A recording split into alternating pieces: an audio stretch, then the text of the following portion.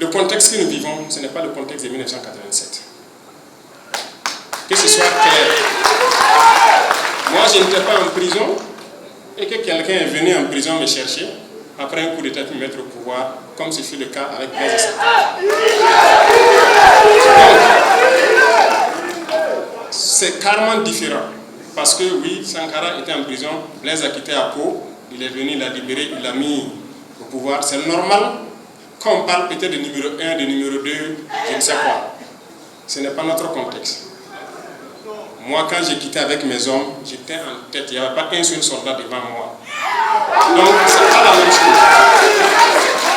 C'est pas que je suis venu à Ouagadougou, aller m'asseoir, me cacher dans une villa et puis dire aux gars, allez-y faire. Et puis le soir, je me bombe la poitrine devant la RTB. Ce n'est pas comme ça. Quand la 14-5 a tourné, j'étais à moins de 100 mètres et j'étais la première victime. Donc, évitez de faire l'amalgame.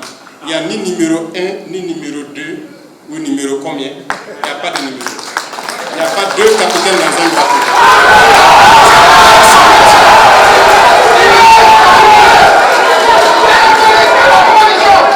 C'est clair, c'est net.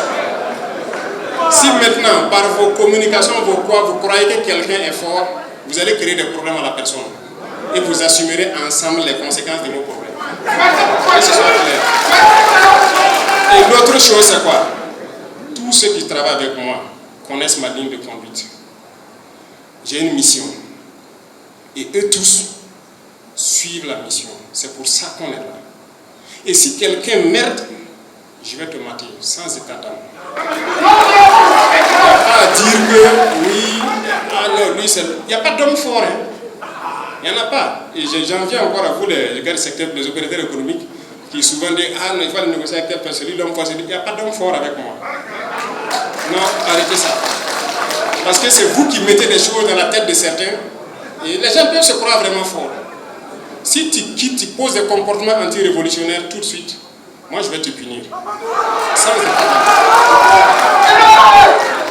de toute façon, je prends toujours le temps de vérifier, avoir les preuves et je vais t'appeler t'asseoir devant moi et puis te dire voilà, voilà, et je vais te punir. Donc c'est comme ça. Donc tous les camarades que vous voyez, qu'ils soient ministres ou quoi, je les ai tous dit, c'est lui qui s'amuse, qui va poser un comportement anti-révolutionnaire et que moi j'ai les preuves devant la main, je vais te punir.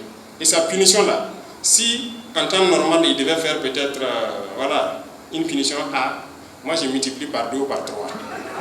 Parce que tu es responsable. Donc que ce soit clair, arrêtez d'aller écouter les conneries de trucs. On est focus.